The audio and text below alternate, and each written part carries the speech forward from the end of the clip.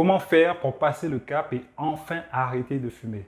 Bonjour à tous, c'est Mehdi Baptiste. Pour ceux qui ne me connaissent pas, je vous aide à arrêter de fumer pour de bon et ça sans ressentir le stress, l'envie ou le manque. Si c'est une thématique qui vous touche, vous pouvez déjà aller plus loin en réservant votre appel découverte via le lien qui se trouve juste en dessous de la vidéo ou dans ma bio. Quant à nous, c'est parti. Alors, je ne sais pas si c'est votre cas, mais actuellement, vous pourriez avoir une réelle envie d'arrêter de fumer. Vous pourriez avoir une réelle envie de vous débarrasser de la cigarette dans votre quotidien. Sauf que quelque part, et je ne sais pas si c'est quelque chose qui vous arrive, vous pouvez vous retrouver à chaque cigarette que vous fumez à vous dire que la prochaine j'arrête. Et ça, c'est un jeu continuel qui se perpétue sans que vous preniez vraiment les actions nécessaires pour accomplir justement ça. Vous pouvez même aussi prendre plaisir à fumer, mais quelque part, vous commencez à être inquiet pour votre santé. Et à vous dire aussi que c'est bien quelque chose que vous aimeriez mettre de côté dans votre vie. Alors, on ne va pas se voiler la face. Souvent, les personnes qui souhaitent arrêter de fumer attendent simplement le bon moment. Sauf que quelque part, le bon moment ne veut rien dire. Et derrière le bon moment se cachent souvent des excuses, à savoir j'arrêterai quand.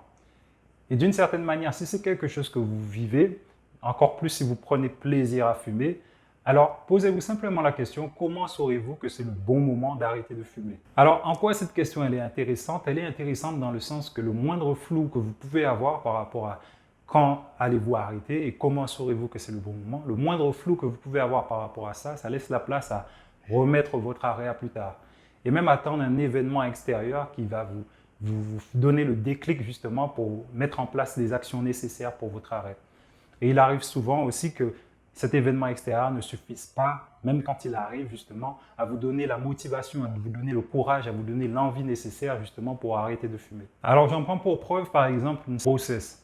Vous pouvez vous dire par exemple que c'est le moment idéal pour arrêter de fumer. À savoir que vous allez donner la vie et en même temps profiter justement pour vous débarrasser de ce comportement dans votre vie. Et ce qui revient et ce qui arrive parfois, c'est que justement même après la grossesse, vous pouvez avoir arrêté pendant la grossesse et après la grossesse, ce qui se passe, c'est que vous reprenez. Ou bien vous commencez à repenser à la cigarette au point justement que vous reprenez. Ou de la même manière, par exemple, si vous avez un problème de santé, un BPC ou bien un nodule cancéreux, vous pouvez vous dire que justement, au final, c'est urgent d'arrêter la cigarette et pour autant, vous vous retrouvez à avoir du mal justement à vous débarrasser de ça. Alors la question la plus intéressante que vous pouvez vous poser par rapport à ça, et d'ailleurs je m'attache justement à explorer qu'est-ce qui se cache derrière cette question dans mes accompagnements, c'est de savoir qu'est-ce qui vous empêche d'arrêter de fumer actuellement. Et si vous répondez par cette question par un simple « je ne sais pas », j'aimerais que vous réalisiez que vous êtes au meilleur endroit auquel vous pouvez être, mentalement parlant. Alors si vous avez pris le temps de vous poser cette question, à savoir qu'est-ce qui vous empêche actuellement d'arrêter de fumer, et que vous avez simplement répondu par « je ne sais pas », alors j'aimerais que vous réalisiez que vous venez de mettre le doigt sur quelque chose d'important.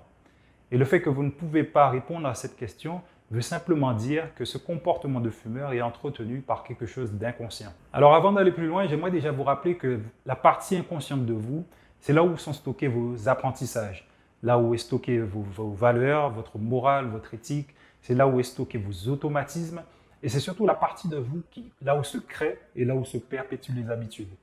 C'est la partie de vous qui vous maintient en vie et qui vous protège à la fois. Alors, on peut dire que quelque part, de la même manière que vous avez appris à conduire, fumer est une habitude que vous avez appris. Et vous l'avez appris dans le sens que c'est quelque chose que vous avez répété au fil du temps, au fil des jours, au fil des années. Et en faisant ça, qu'est-ce qui se passe à force de répéter un comportement? Vous envoyez un message en fait à la partie la plus inconsciente de vous.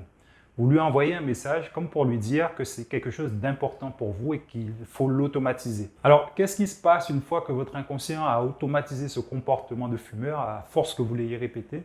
Il va simplement créer une sorte de boucle. On peut dire une boucle dans le sens qu'elle est constituée de pensées, d'émotions qui vont influencer vos actions. Votre inconscient va perpétuer cette boucle à force justement que vous continuez de fumer. Au point que vous en arriviez à ne plus vraiment savoir justement pourquoi vous fumez. Au point que vous en arriviez carrément à fumer sans vraiment réfléchir. Et quelque part, on peut se dire justement que votre pensée consciente, dès le moment où vous souhaitez arrêter, savoir je veux arrêter de fumer, elle est noyée dans la masse de toute cette pensée inconsciente qui s'est répétée au fil des années. Et quelque part, c'est quelque chose qui est de l'ordre de l'automatisme, c'est-à-dire qui est hors de votre champ de conscience. De la même manière que, alors que vous êtes attentif à ce que je dis, vous n'avez pas conscience de la manière dont vous respirez. Et le fait que cette boucle se perpétue de manière automatique, Quelque part, ça peut expliquer pourquoi, malgré le fait que vous ayez une réelle envie d'arrêter de fumer, dès que vous mettez la cigarette de côté quelques heures, vous êtes assailli par l'envie, par le manque ou bien vos pensées sont complètement dirigées vers la cigarette. Alors la chose la plus intéressante par rapport à ça, c'est que autant cette boucle alimente inconsciemment justement ce comportement, autant cette boucle qui se perpétue au niveau de votre inconscient détient la clé pour vous émanciper de votre comportement de fumeur. Parce que dès le moment où vous trouvez la clé de cette boucle, c'est dès ce moment-là où vous pouvez décider qu'est-ce que vous voulez mettre en place à la place de ça. Dès le moment où vous trouvez la clé de cette boucle, c'est à ce moment-là que vous pouvez commencer à lâcher prise. C'est à ce moment-là que vos ressentis changent, que vos pensées changent par rapport à la cigarette. C'est dès ce moment où vous trouvez cette clé que vous pouvez commencer à envisager d'autres possibilités que la cigarette dans votre quotidien.